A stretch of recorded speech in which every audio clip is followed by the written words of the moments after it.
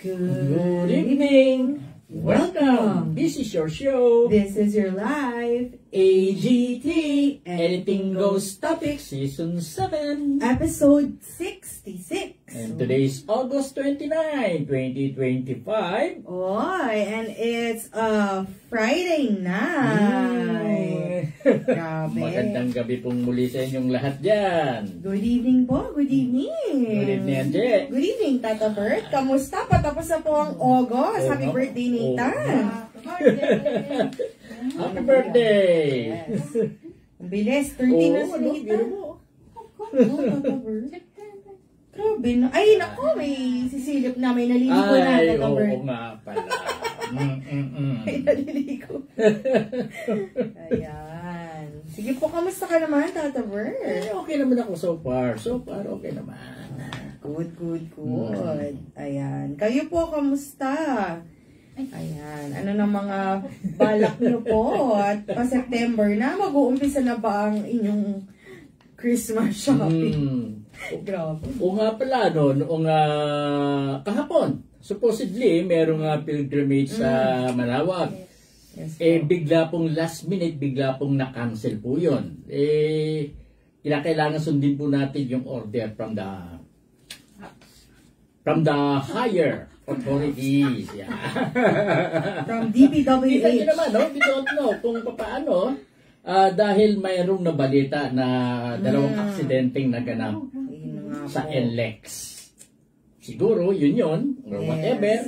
Anyway, wag po kayo mag-alala pagka ganyan medyo napopostpone or nakakansela ang, hindi basta-basta natin ginagawang pagkansela nang walang dahilan po. Correct. Yes. Correct ka dyan, Tata. Every delay is a, redirection ako, di ba? Safe. Ay, madaling po ako. Yan. Ay, sorry, usog na lang po ako, Miss Linda. Yan po. Yan. Madilim? Okay na. Okay na po. Ayan. Hindi makita ang beauty ni... Wow, ang beauty may uhog. Oo. Thank you po. Sino-sino na ba yung mga nandiyan dyan na nanonood? Yan. Tingnan natin ang mga ating mga viewers. Si Miss Linda. Ate Marina Espadilla. Hello, Ate Marina. Kamusta po? Thank you, Tata Bird. Ayan. Yung iba po siguro, ayan, papasok ko. Ate Irene. Hi, Irene. Hello. Ayan. Ayan po. Ang mga manawagers is now watching. Pasensya na, po, at sa biglaang pagkansela ng biyahe po natin na yun. Yes. Opo. And yun nga, may mga dahilan ba't hindi natutuloy ang mga bagay. At yun ay sa totoo lang, pinoprotektahan kayo ng Diyos. Kaya... Actually, handang-handa na kami noon Pati si Mandobi nga kung tawagin na tatay Dito na matutulog yun Yun talaga. Magpasalamat talaga. May biglang order. Wala po tayo magagawa pagka ganyan. We just have to follow it. Yes. Trust. Trust the process. Diba? Grabe. Ayan. Ako, Tata Bert. Si Alex. Ay, oo nga.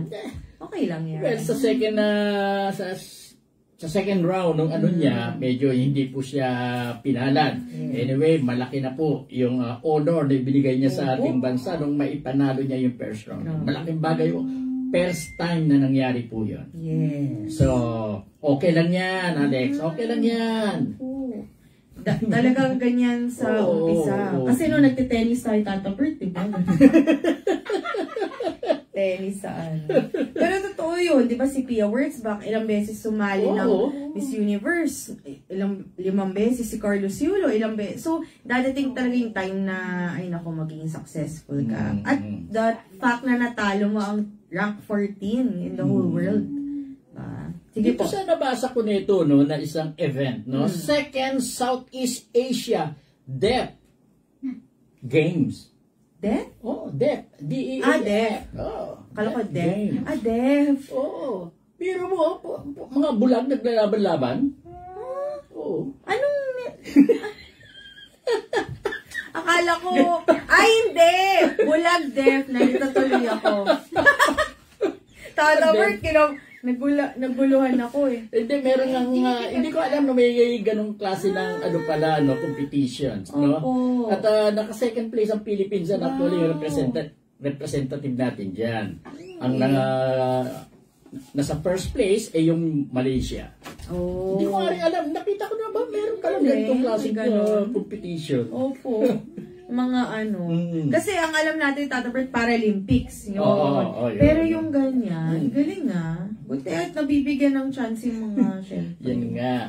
Yeah. Sige po, Tata Bert. Then, remember, Wesley So, yung Grandmaster natin supposedly dati, hindi na alagaan ng ating bansa. So, kinuwasan ng Amerika, doon lang siya. At ngayon, he represent the USA sa bawat tournament na kanyang ang nakuha niya ngayon siya ang nag-champion doon sa tinatawag na ano bang competition ito?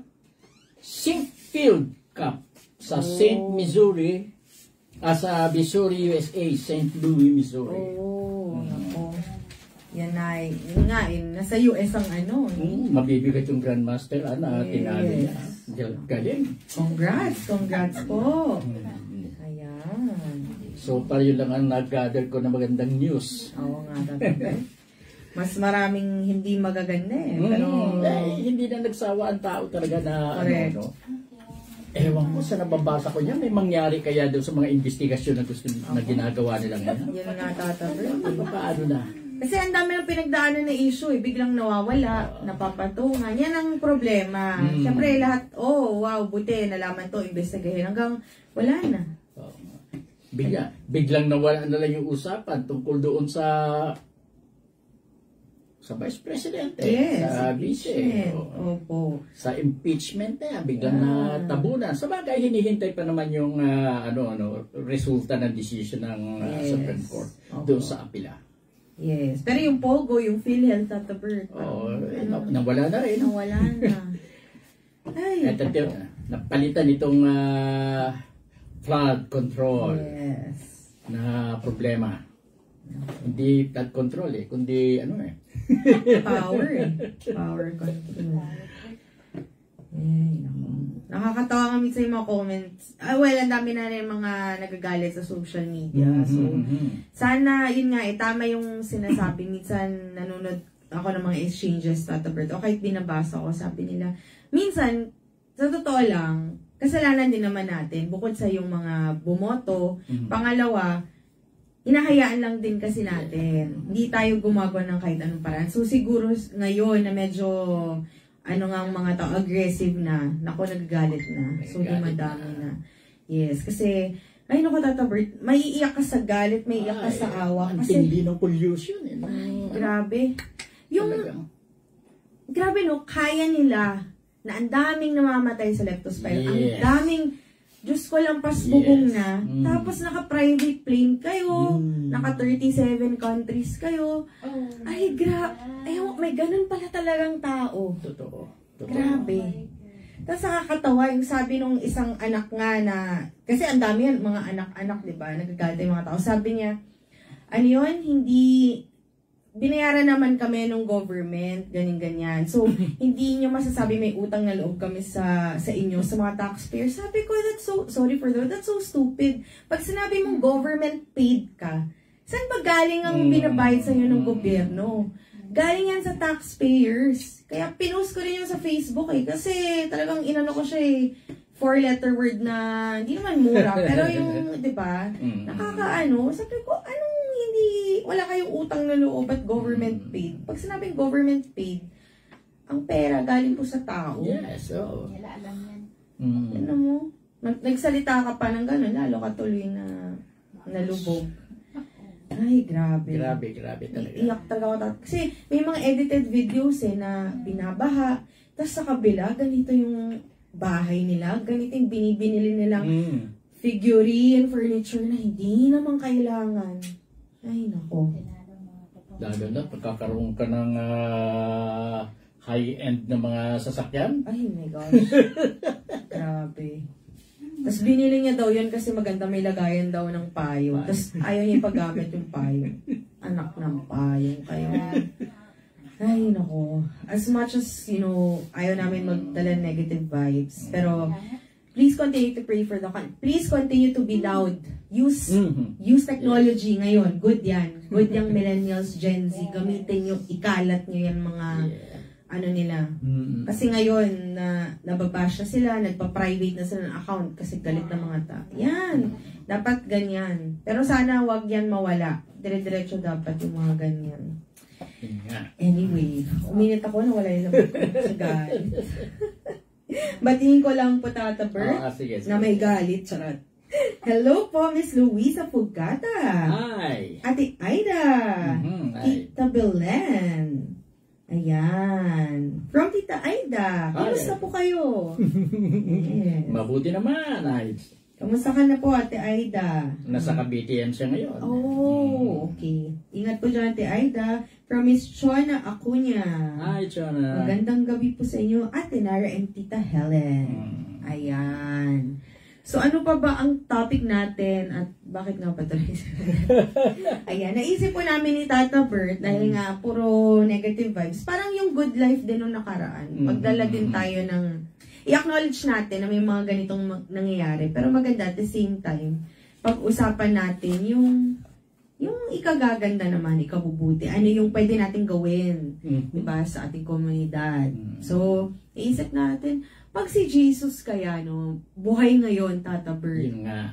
Feeling ko, pagbaba niya, ang una niyang gagawin, yung kulot niyang buhok magiging straight. Para, ito ba, nagpapako ba ako para sa mga taong to? De, joke lang po yun. Pero yun nga, minsan naisip mo, pag bumalik si Jesus, sabihin natin second coming, tapos ganitong era, season, generation. Ganitong sitwasyon, kondisyon ang abutin niya, ano kaya ang gagawin niya?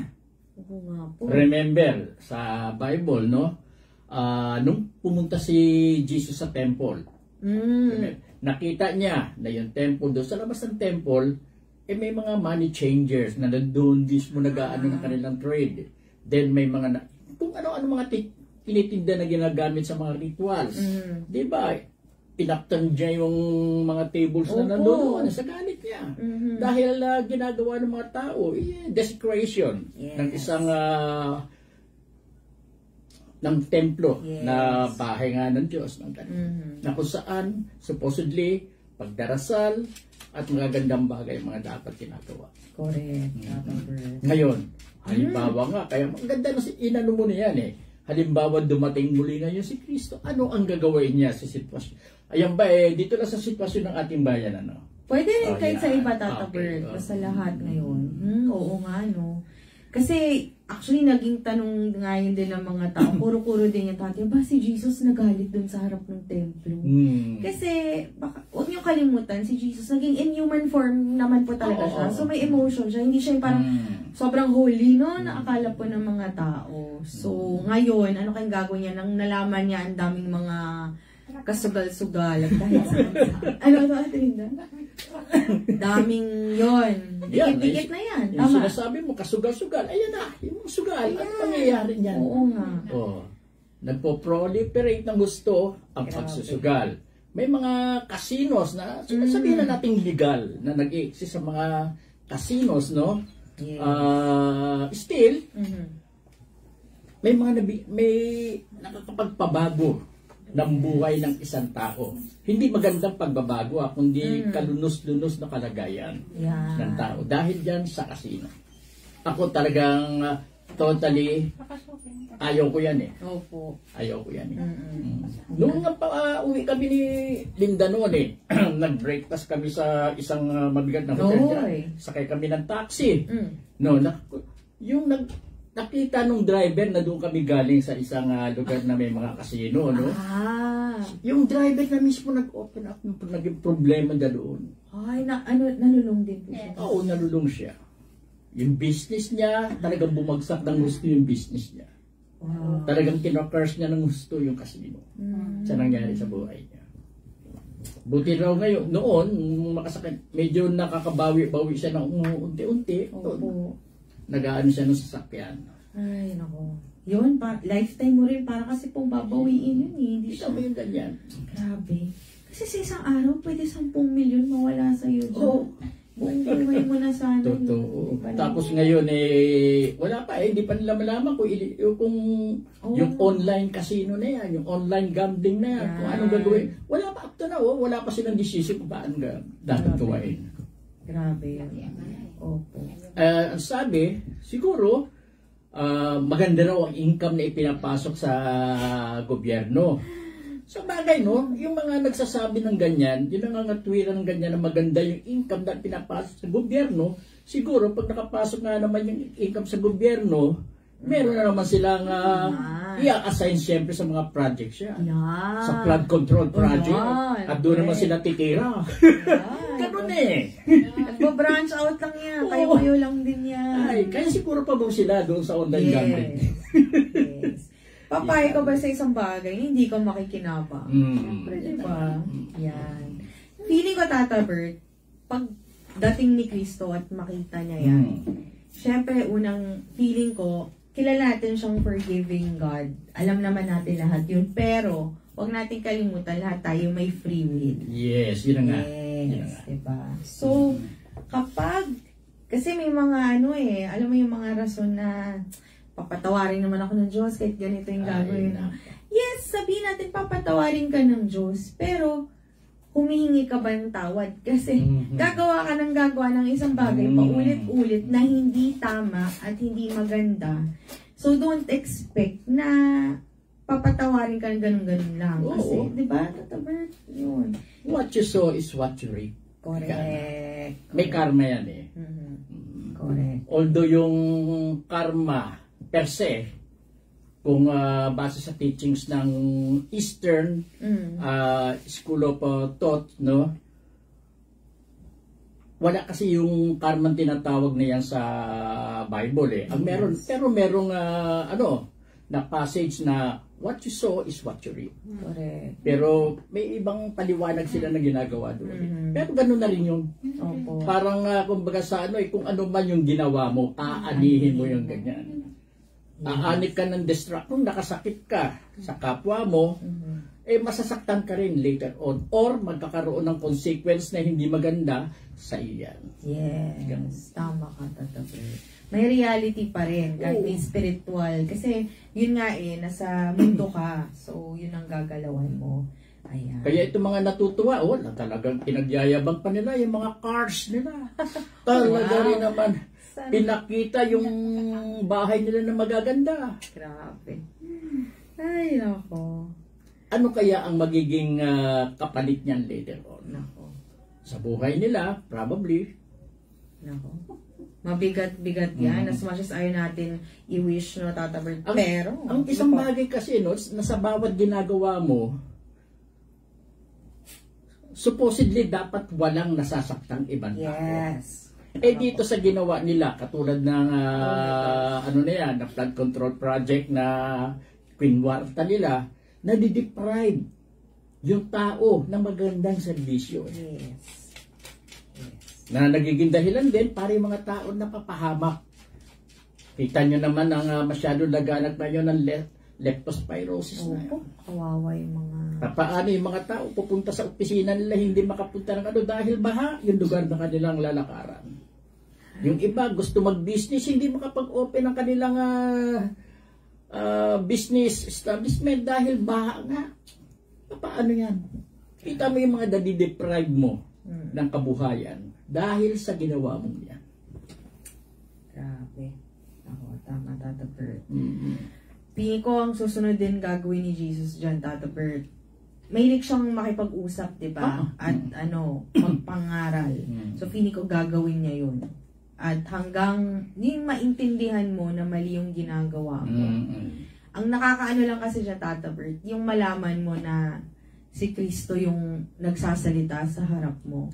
Parang, feeling ko, magiging, ano yun eh, pero feeling ko hindi siya magpapakilalang ganun agad. Kumbaga, di ba? Medyo mysterious siya. Sana medyo wag siya magpakilala, then dagdagan niya yung turo niya, no? Yung paliwanag niya. Pitikin na lang niya sa ilong na matindi-tindi.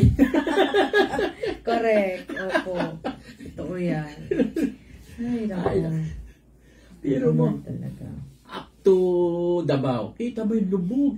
200 project sa Davao. Walang nangyari. Meron man, hindi ba pakinabangan yung hindi na ibibigay yung tamang serbisyo. Nakalungkot pa po dyan, flood control project pala. Yun pala. Wala pa yung dami pa niyan. Mga pailaw, yung mga grabe. Isipin mo na lang sa isang bayan, sa isang syudad. Tsaka yung pandarayang na ginagawa ng ibang malalaking tao. Ewan ko kung pamilyar ka rito sa latest na kaso nito, kung case na matatawag, no? Isang kilalang tao, pamilya.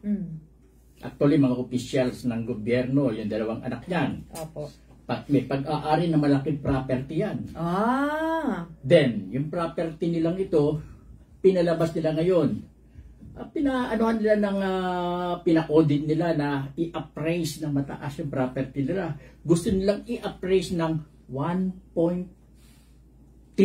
trillion. Ano pong reason, Tata Bert, bakit papa-appraise? Siyempre, alam mo na pag na-aprobahan na na-appraise ng mataas ang ganyan na yan, madali silang makakuha ng mga investment. Ang problema, hindi yun ang totoong value ng property. Mabuti na lang yung isang accounting firm na humahawak ng kanilang account, hindi pumayag. Na sinabi sa kanila, ang true value ng kanilang property, 8 billion lang. Not 1.3 trillion. Oh my gosh, ang laking ano. Kita mo pandaraya, buti na lang hindi nakalusot. Opo, buti na lang may ganun pa. At na-penalize nga sila ng SEC to the tune of, 12 or 15 million. Wow. Dahil sa pandaraya na gano'n. Malaking pamilya po yan. Grabe.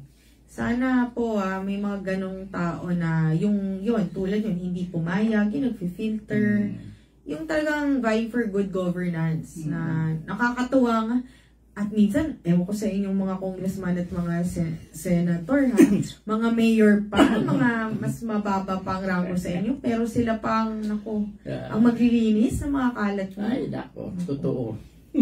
Kaya bilib po ako sa mga mayor dyan na talagang for the good governance. At alam mo ang lifestyle, iloloko nga nila si Mayor Vico. Mayor Vico, papayag na kami mag-corrupt ka na, magpalit ka na ng cellphone tsaka sapatos. Kasi ang labo ng yun pa rin na cellphone na gamit niya, 3 taon na. Ang sapatos niya, kasi yung pinapangkampanya, nag-ID parate, di ba? Kaya nakakatawa yung, sige na, Mayor Vico, kahit konting korupsyon, palitan mo lang yung cellphone mo. Pero, di ba, kidding aside, makikita mo talaga sa lifestyle check ng mga binoboto niyo. Yan. Yun. At maganda so far ay pinapakita. Ika nga, saludo ako sa kanya so far sa maganda niyang performance niya.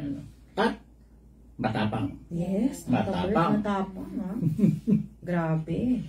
Matapang. And for the political landscape ng nepotism na kahit sabihin natin pamangkin siya ni Tito Soto, ni Senator Tito Soto, wala siyang bahid ng, ay, tito ko yon, anak ako ng artista, wala. Malayong malayo. Sarili siyang ano. Nagjo-joke ang ibang tao, saan po ba ang Pasig? Anong country po yun? Pwede po bang joke? Diba? Yun.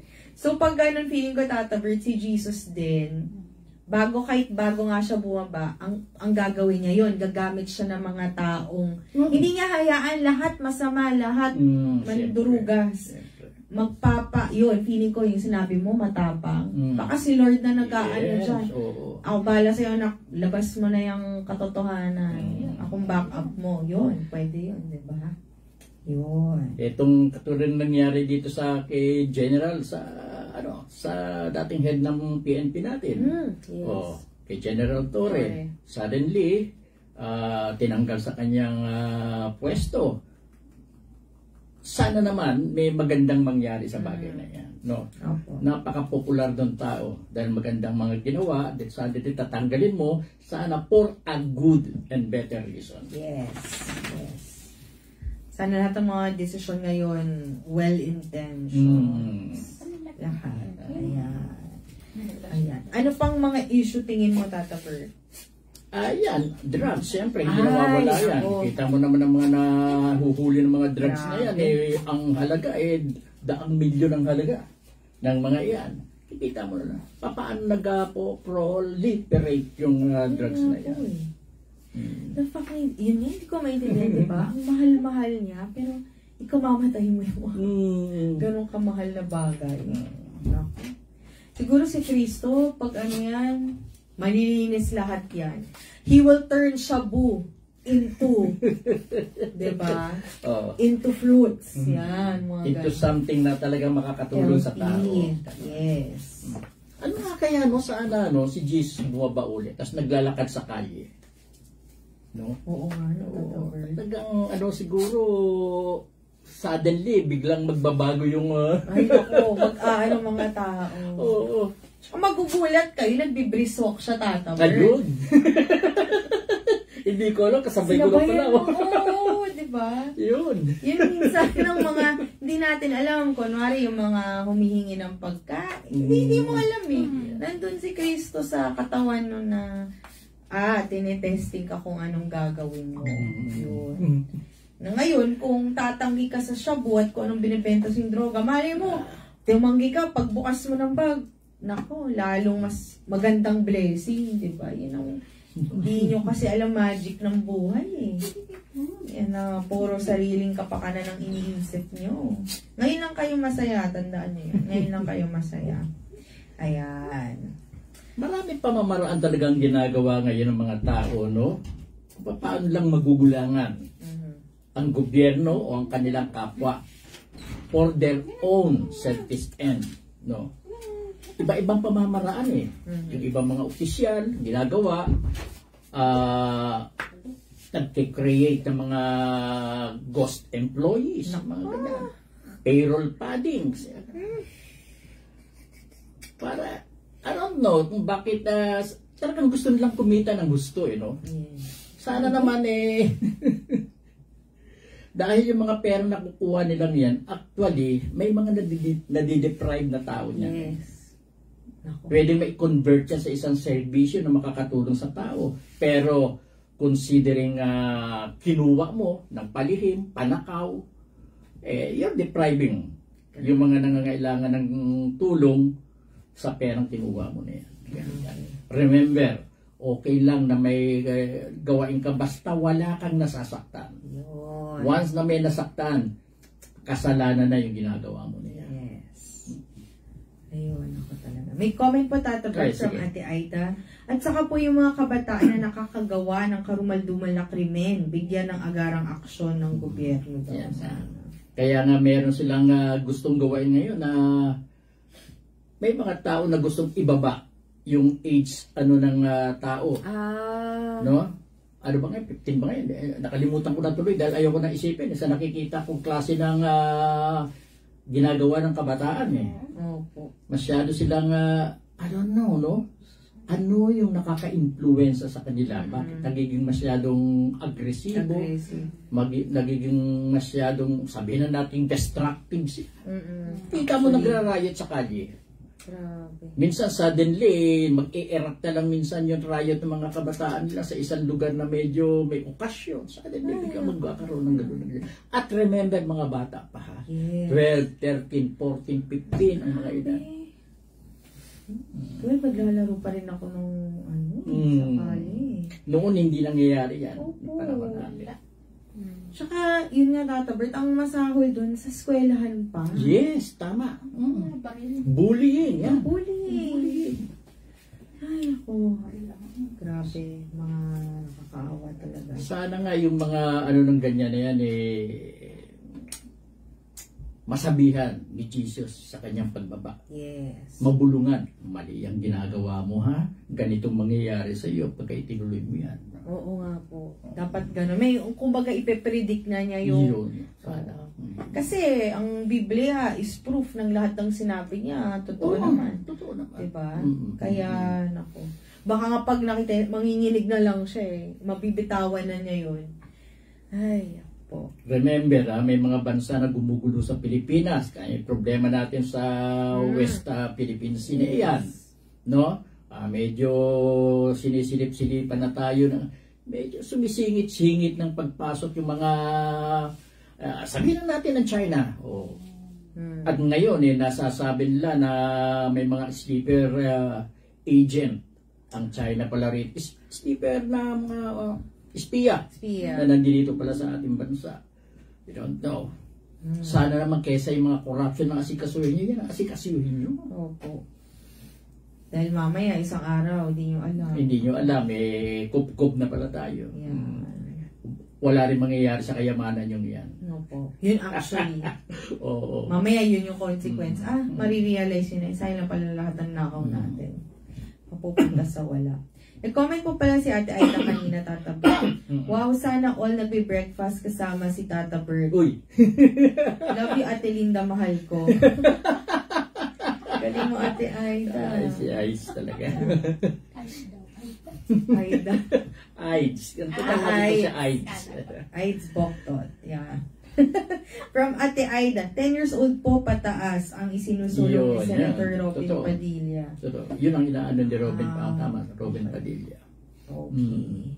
Sana mapag-aralan nila ng gusto yan. Ano talaga dapat. Tsaka, wag sila ang mag-decision lang yan. Kumuha sila ng mga tao na talagang sanay humawak ng mga ganyan. Yes. Mga guidance counselors na mga veterano. Kunin nila yung suggestions, advice ng mga ito kung ano ang dapat. Correct. Pwede naman yun Hindi yung sila. Oo po. Kailangan merong yung tinatawag may tinatawag na ano ng ganyan yung nakalimutan ko. Yan. Kung sino yung mismong naapektuhan yan. Yun ang isama nila sa pag-uusap nila. Yan. Tama po. Minsan kasi nangyayari sa mga opisyal natin may gusto silang gawain. Tapos sila lang mag-uusap sa gusto nilang gawain. Kumuha sila ng stakeholder. Yun. Isama nila sa usapan ng stakeholders. Kasi paano yung bibigyan ng solusyon o ng direction yung gusto nyong gawin kung sila lang nag-uusap. Hindi naman sila eksperto sa ganun So, you need to include sa usapan yung mga stakeholders. Yes. Para pil na pil mo, makikita mo mismo yung epekto. Dahil sila mismo ang nandudoon Sila mismo na-apektuhan Correct. Ganun sana, no? Opo.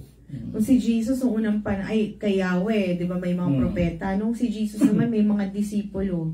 So, di ba, feeling ko, pagpunta ni Jesus dito, ang gugulo nyo, ba't hindi nyo dapat sinasama nyo talaga yung expert sa mga ganyang usapin. O eto, bibigyan ko kayo ng disipulo, pero sa ngayon, mga, yun nga, mga psychologist, psychiatrist, guidance counselor, tama sa Tata Bert. Actually, yun ang parang modern, ngayon tawag sa mga ganun Supposedly, ganyan talaga. Pag gagawa ka ng isang batas, pag-uusapan mo na yan kung ano nararapat isama sa batas na yan. At sa usapan, kasama lagi ang mga stakeholders. Pero minsan, hindi nila ginagawa yan Hindi na sila nag-uusap. Sila nag-uusap. Yan. Ayan. Katulad niyang ibalik natin muli sa plan. Sige po. Sa project na ganyan na yan. Suddenly, hindi alam ng mga tao para saan. Basta may tinatayo na lang daw. Hindi naman daw sila isinama sa usapan. Hindi raw kasama yung mayor. Sabi ng mayor, yung mga barangay captains, hindi nila alam. Basta suddenly, may ginagawa doon. Magic. Ang nandoon dapat, isinama nila yung mga barangay captains, yung mga opisyal. Isama nila sa usapan. Kaya kita mo, yun nangyari. Ay.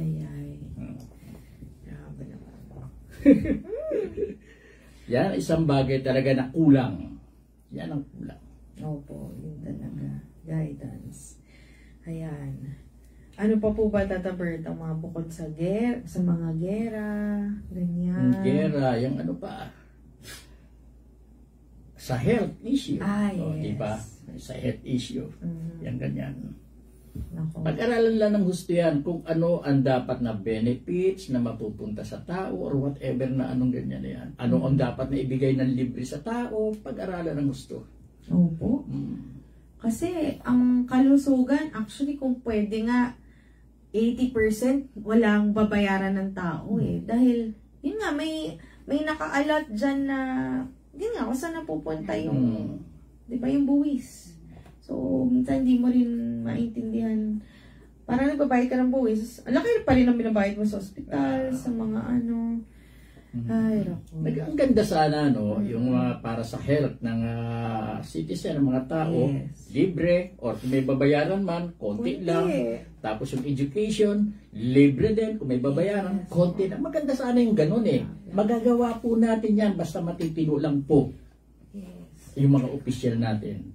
Basta yung mga concerned na tao sa mga proyekto, yung mga dapat gawin ng ating bansa, matitinong tao.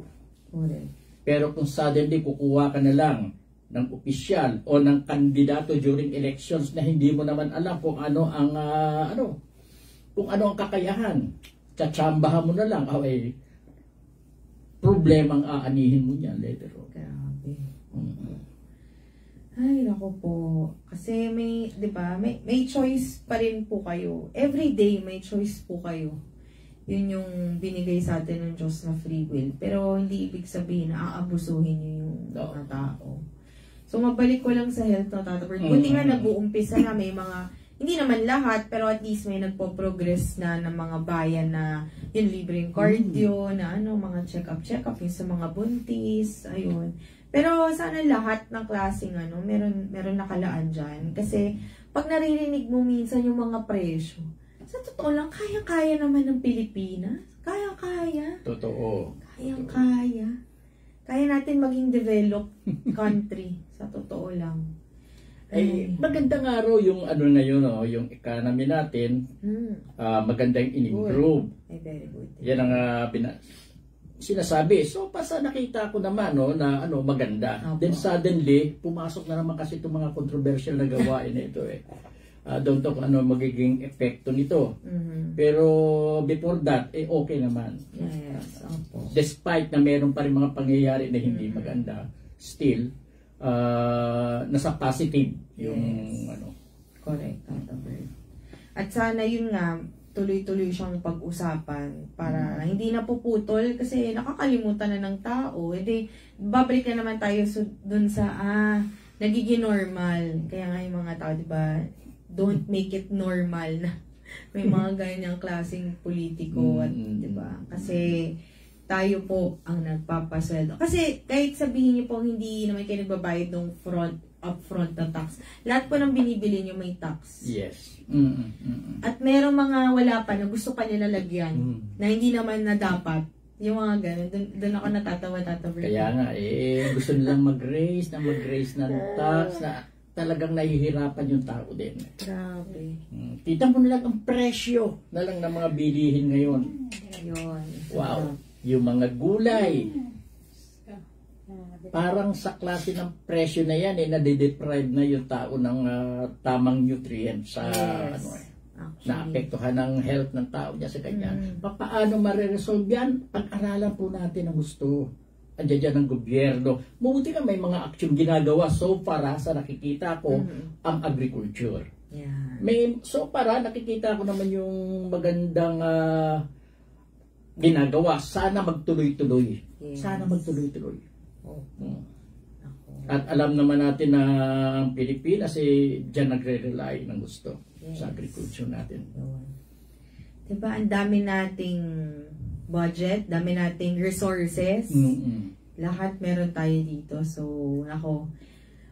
patuloy natin yung pagdasal na maging maayos. At least medyo ngayon nag-uumpisa na yung, di bali nang maingay. Ay hindi, di bali nang maingay ka na pinaglalaban mo yung tama kaysa tahimik ka lang at hinahayaan mo na lang kasi pagka ganyan parang pag tumahimik ka at nakikita mo naman ang nangyayari, hindi maganda At least, kahit sa pagsasalita, gumawa ka ng action. Correct. Yan. Sa bagay, yan sa katwiran ng iba, hindi naman natin kontrolado yan parang ganyan. At least man lang makipagpalitan ka ng puro-puro. Who knows, baka yung suggestion mo, yung recommendation mo, madala ng hangin. At umabot sa tenga ng mga magkaroon sila ng idea, then implement, gamitin nila. Yes, tama. Huwag po kayo mawalan ng pag-asa kasi si Kristo na mismo nagsasabi, di ba, na have hope, have faith. Actually, kasi siguro yung iba hindi makaantay. Hindi naman po kasi overnight na magbabago yung political landscape. Step by step yan. Actually, maganda na nga po yung nakaraang eleksyon, di ba? Di ba napag-usapan na natin dito sa AGT na maganda na yung nangyari at some point yung percentage ng mayroon na talagang mga politiko tayong nailuklok na hindi kilala pero may mabuting puso. At yun nga, part ng good governance na grupo. At nakikita naman natin na may progress. So, feeling ko, di ba, yun, kapit lang tayo, kapit lang. Pero, pag kailangan magalit, okay lang yun. Pero, magalit tayo na may dahilan naman at may rason. Buti na lang may isang bagong kandidato, hindi nanalo, no? Buti hindi tinalo si Biko, no? Ay, nako, buti na lang. Kita mo naman, no? Para lang pumasok siya, ma-qualify, first time na nagrehistro. So, ng mga previous election, hindi pala bumoboto.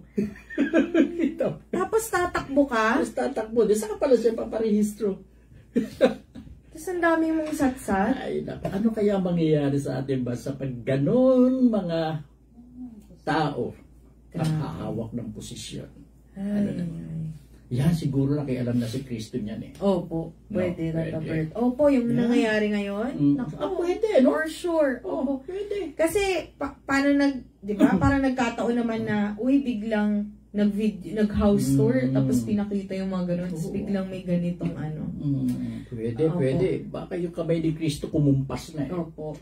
Ginano na niya. Umpisahan na yan. Lutuin na yung mga yan para magbago na. Magbago na talaga. Malapit na po yan. Malapit na po. Pero yun nga, sa akin nga, Tata Bert, huwag na natin antayin kung bababa si Kristo sa mga ganyang bagay. Tayo naman bilang tao, binigyan niya tayo ng utak, ng puso, diba? Nandiyan naman siya, hindi niya tayo iwan. Kumbaga, ang sinasabi ko lang po, huwag natin iasa na yung mag-aantay pa tayo ng mayroon isang grabing mangyayari. Kung kaya natin umpisahan as much as possible, dahil di naman natin bilang ang araw. Baka nga pwede rin gawin ni Kristo isang ganun, wala lahat yan. Yung maliit na action natin, yung maliit na sasabihin natin na maganda, kahit na maliit yan, magkikreate ng sort of parang echo.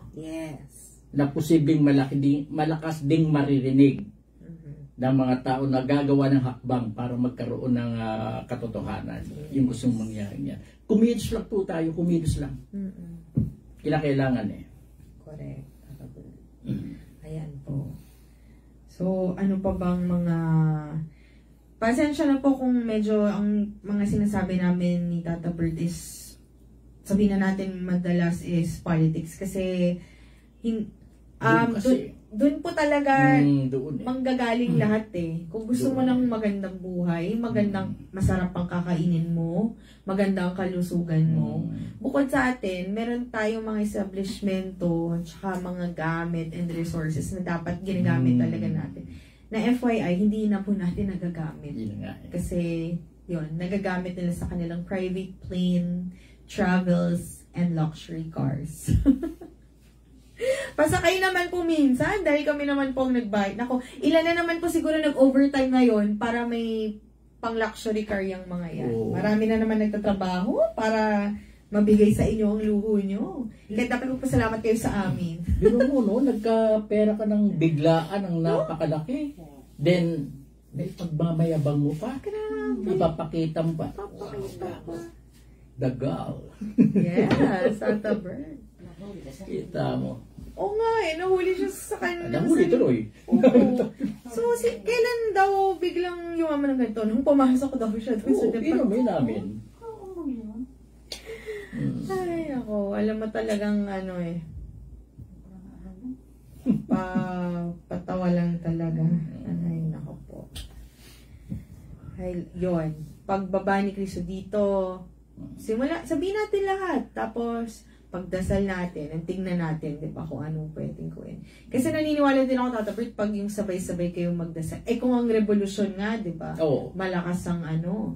Paano pa yung mga dasal na sabay-sabay? Oo. Vigil, prayer, yung mga ganun. Malaking bagay. Yan nga po pala, no? Singit ko na lang, Jay. Pag nagpe-pray po tayo, no, isama na po natin yung tungkol sa kondisyon natin o sa sitwasyon ng ating society ngayon, ng ating bansa. Panalangin na rin po natin na sana maging maayos na ang lahat, na sana hindi na maging magulo, na sana tumino na ang mga tao. Para naman yung mga tao na rin, maging maalwa na ang kabuhayan. Yes. Isama na po natin sa prayer natin yan. Pag nagsabay-sabay kasi, hindi naman sabay-sabay, no? Pag marami po kasi ang nagpe-pray na ganun ang intensyon, nagki-create po ng isang malakas na puwersa yan.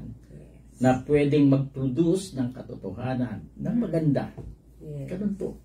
Tama. Even yung maliit na prayer na ganyan, it can create a ripple effect. Yes. Correct, Tata Bert.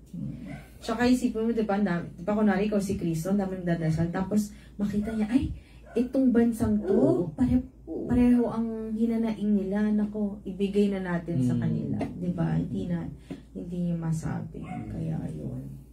Nako. Ayan. Batiin ko lang po, Tata Bert, may mga pumasok po. Miss Jane Oribal, Kuya Arthur, Miss Sonia Palomero, Kuya Joseph Crisostomo, and ay nawala po. So, Joseph, pasensya na, hindi kami natuloy kahapon ha. Pasensya na, medyo may bigla ang dahilan. Yes. Opo. Naka-ready na kami pero may bigla ang Yes. order. Correct. And kay Rizal Del Mundo. Hi. Ayan. Speaking of Rizal din, Tata Bert, no? Parang sabi nga nila, paano po kaya pag bumalik si Rizal, tapos tignan niya yung Pilipinas, ito ba ang pinaglaban ko? No, magugulat siya. Pwede. Akala niya nung panahon niya, masahol ang Kastila at Amerikano, pero naku po, ang kapwa Pilipino ang dumudurog sa kapwa Pilipino. Kapwa Pilipino, ginugulangan ng kapwa Pilipino. Kapwa Pilipino, inaapi ang kapwa Pilipino. Grabe. Yan po. Ayan. Hindi bali na, basta kumita lang sila, hindi bali nang malagay sa sitwasyong hindi magandang iba. Bali wala sa kanila yan. Selfish end. Yan. Para napapag-usapan, Tata Bert, may tanong, kung ikaw ba, Tata Bert, lilipat ka ba ng ibang bansa dahil sa mga nangyayari ngayon? Kasi yung iba, yan yung naiisip na solusyon. Ako hindi, dito pa rin. Bakit po? Well, dito, kita mo nga naman may pagkakataon na pumunta ako ng Amerika, ayoko. Oo nga po. Kaya nga, hindi ko inaayos ang birth certificate ko. Tata Birth certificate. Totoo nga Hindi, po. totoo, no? Kahit gaano ka ang sitwasyon ngayon, still hindi ko pa rin ipagpapalit ang aking bansa sa ibang bansa, no? Yan. Dito na ako, dito na rin ako mamamatay. Ganun lang. Correct. Ang mamatay ng dahil sa... Amen. Ako yung Tata Bert, pag tinanong ako, hindi. Kasi syempre, di ba yung iba, bakit Jay? Bakit ang dami opportunity? Hindi. Para kang may bahay, tapos hinayaan mong mabulok 'Diba? Imbis na gumawa ka ng paraan para maayos siya, malinis siya. Parang ganun. Kasi akala nyo, porket isang Pilipino ka, hindi ka makakatulong or wala kang contribution. Lagi nga po namin sinasabi ni Tata Bert kanina pa, kahit gano'ng kaliit na dasal, kahit gano'ng kaliit na pag-post sa social media, ang laking bagay nun. And, 'di ba ang ano ba tawag doon, yung collective consciousness yun, Tata Bert, nakuha mo yung gusto ko, nabubulol na ako. Yun, ay nako, grabe ang magagawa niyan, sa totoo lang. Kaya tsaka parang ang hirap, parang pupunta ka sa ibang bansa, mag-a-adjust ka sa lengguwahe, sa kasama, diba pa, parang for me awkward, okay lang yung mamasyal ka, pero yung titira ka doon, tapos basta, parang hindi mo ramdam. Sa akin na, magbakasyon nga lang daw ako kahit na isang buwan o anong ganyan. Tapos saka na yan. Saka na, opo. Sa hotel muna. Yes. Pero oo nga, ako rin parang hindi ko maisip talaga. Hindi talaga. Katwiran ko, ako Pilipinas ka, hindi ko pa naiikot pupunta pa ako doon. Tsaka dito kami pinanganak. Dito, tama yung Tata Bert, dito rin kami mamamatay. Yan. Pero hindi po dito depende po kay Lord kung saan kami. Basta yung okay lang Lord, yung hindi masyado karumal-dumal. Mamaya bumaba na talaga si Lord. Angelica, Berto, dahil sinabi niyong dito kayo mamamatay, halika na. Yung pala yung what would Jesus do.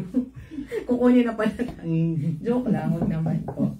Ayun. So, nilalagyan lang po namin ng comedy para hindi po masyado seryoso. Pero, siyempre, seryosohin natin yung mga nangyayari. Pero at the same time, wag naman yung sobrang, baka naman ma-high blood na kayo and all. I-balance nyo lang. Maging healthy yung argument, yung debate, no, Tata Bert. Pero at the same time, yung makakatulong, yun pwede ka kasi mag-influence. Naku, ngayon, social media, kahit anong post nyo, di ba gamitin nyo sa tamang paraan na yun. Tulad ng pinost ko tungkol dun sa babae. Isang magandang yun. Ganun. Kasi, binayaran ng gobyerno, wala silang ewan. Pag napipil mo kasi na parang hindi na maganda ang isang ginagawa ng isang tao, kahit na mag-comment ka. Okay. Yes, Tata Bert, ito po yan. Para malaman man lang niya na may kumukontra doon sa ano niya. Pag walang kumukontra, akala naman niya maganda na yung ginawa niya. Yes. Para may paramdam mo. Yan. Correct po. Ayan. Ano pa ba? Ay, sa mga quite magagandang bagay naman, Tata Bert, siguro bababa rin si Cristo at i-congratulate niya naman ang mga mga ating athletes, no? Maganda. So, kayang-kaya rin pala ng Pilipinas. Kayang-kaya. Ano ba kaya sport dati ni Jesus, Tata? Parang hindi pa uso ata sa kanina may sport, no? Ano siguro? Baka table tennis siguro. Table tennis. Carpenter kasi. Oo nga, no, pwede. Kasi gamay niya yung ginawa niyang lamesa. Tama. Nahilig gumawa ng mesa yan Tapos pagkakagawa ng mesa, lalagyan na ng alak niyo, tagay-tagay. Yun. Pag naka-score shot. Beer pong. Pwede din yung ginagawa sa alak. Feeling ko mag-enjoy si Jesus doon. Ano sabi ni Jesus? Lukulok itong dalawa na ito. Makababa na nga. Hindi, pero actually, ewan ko kung alam nyo pero si Ethan, lagi niya sinasabi. Tsaka, yung pag nakikipag-usap kayo kay Jesus, yung barkada. Parang barkada. Oo. Kasi pag medyo in denial ka, nagiging hesitant ka, hindi ikaw yung tuloy na sarili mong nakikipag-usap, nagkukunwari ka. So, walang sense. Pag nakikipag-usap, pakatotoo ka lang. Kung gusto mong kayo, diba? Mas maganda kasi yung parang at home ka, makipag-usap ka, nag-uusap kayo ng ano Correct. Ando doon minsan yung sincerity. Amen. Tata Bert. Ako. Ayan. Ako. Nakakatuwa naman. Minsan na-imagine, ano pagbaba niya dito? Ano kayong mga hobbies niya? Oo. Mahilig kaya siya mag-selfie, mga gano'n. Pwede. Pwede. Alam mo, Tata Bert, ang nakakatawa. Share ko lang. Baka sa susunod na episode dati siya guest Okay na, Lord. Basta, akit ka, pero ikaw lang, ha? Ikaw lang po. Dahil uso po yung AI, hindi naman sa pero nakakatuwa, Tata Bert, kasi ini-edit nila yung parang, kunwari nag-vlog si Jesus sa time na to, kasama niya si Peter, tas nandito na yung boat, ayaw magtawid ni Peter, cross the ocean. May mga AI na gano'n. Hindi, nakakatuwa lang. Kasi, syempre, di ba, parang, nga, no, pag nandito siya sa modern times, ano kayong gagawin niya? Okay naman yung mga ganyan na yan. Yes. Basta may message. Yes. May binibigay. Importante yung message. May lesson. Importante yung Yeah. message, yung lesson niya. Importante. Correct. Ang naalala ko nga parati, Tata Bert, diba, what would Jesus do? Or what would he say? Diba, meron isa, nakalimutan ko na anong libro po ito. Basta yung may sabi na, oy, bawal mo kainin yan kasi madumi yan. Pero ang sabi ni Kristo, ano yun? Di bali ng maduming kakainin mo kaysa madumi lumalabas sa bibig mo. Talagang isa yun sa mga favorite ko na napakamadaling haga talaga niya, no? Talagang gaganda. Oo, simple pero ayun. Kaya pagbaba mo, Lord, yung medyo ano naman sa language namin. Yung may baka sa sobrang kalingag, hindi na natin. Oo nga. Teka, Lord, nosebleed. Pero nakaka-curious, no? Ano kaya talaga yung itsura niya? Diba? Iba-iba ngayon ang lumalabas na itsura. Sinasabi na brown. Oh. Brown skin. Kasi Middle Eastern siya, Tata Bert. So most likely. Hindi yung maputi or yung brown skin.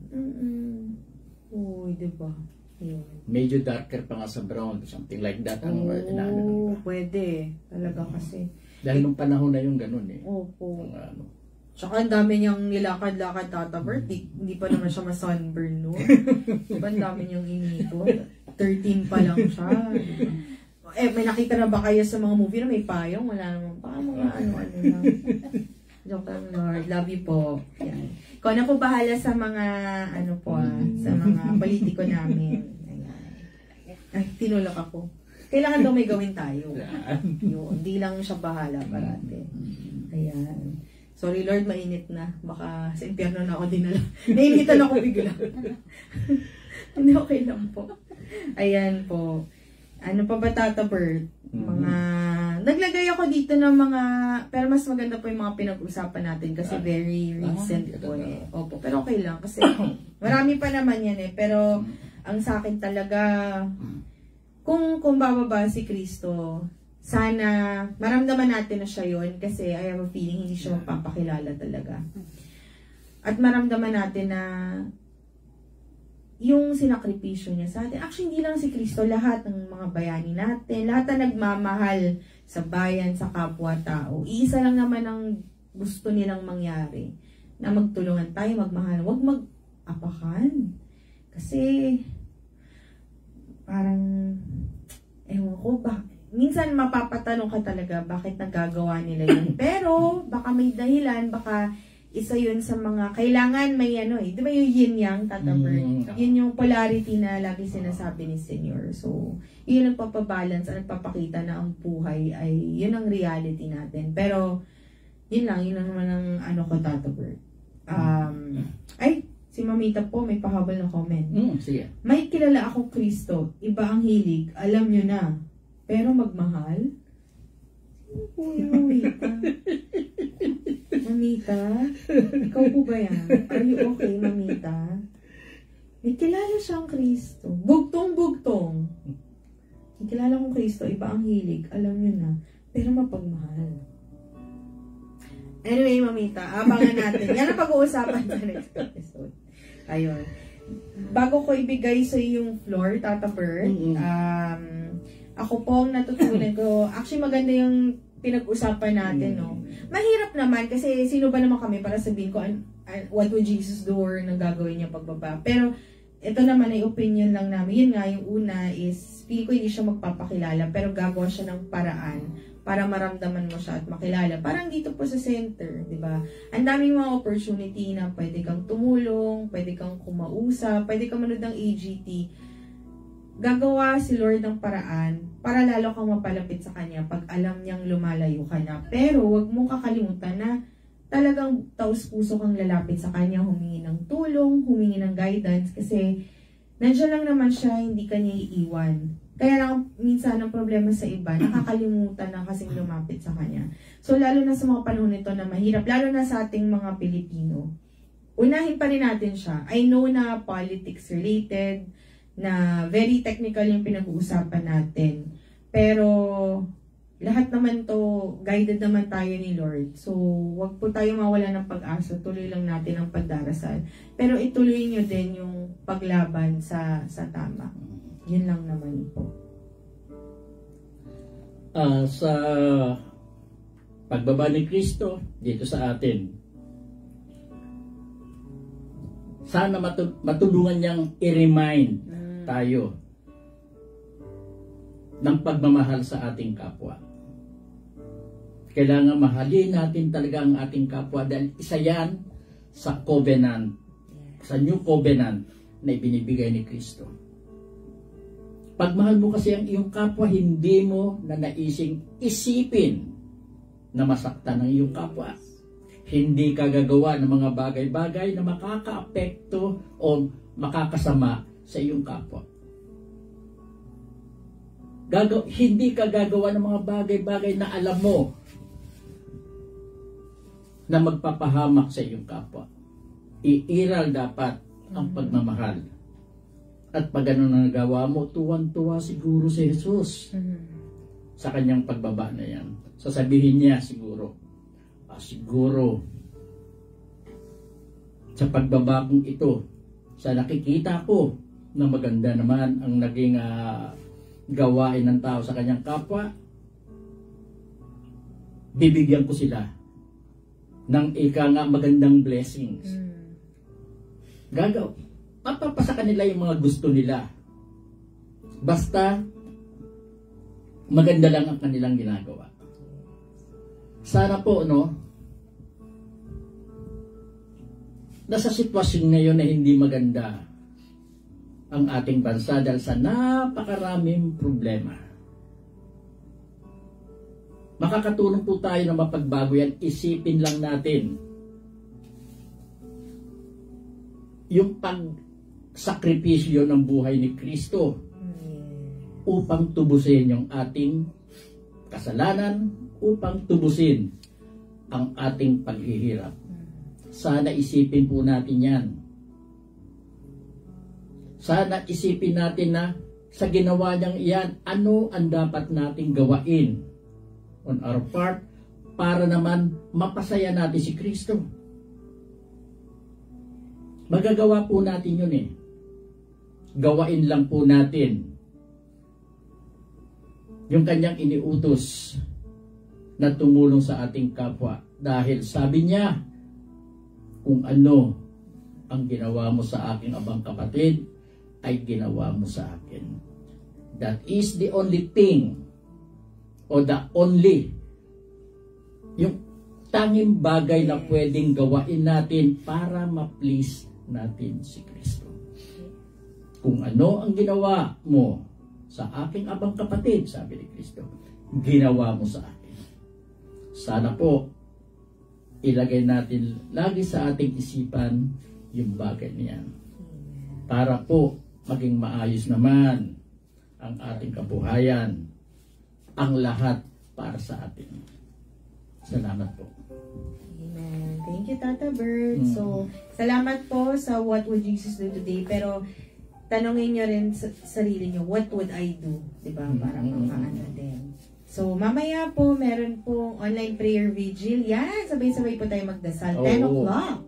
Tata Bert. At bukas. At bukas nga po pala, bago ang 151st lecture. Tinitignan ko ako, yung pinigay na usapin, yung topic ngayon, parang may konting relasyon na naman sa magiging subject ng lecture bukas. Yes. Magaling. Okay. Ayun po, bumaba talaga si Lord. Thank you, Lord. Ayan. Salamat po sa inyong panonood at pakikinig na rin. At nawa, kahit na papaano, meron kaming na-impart sa inyo. Thank you po. God bless.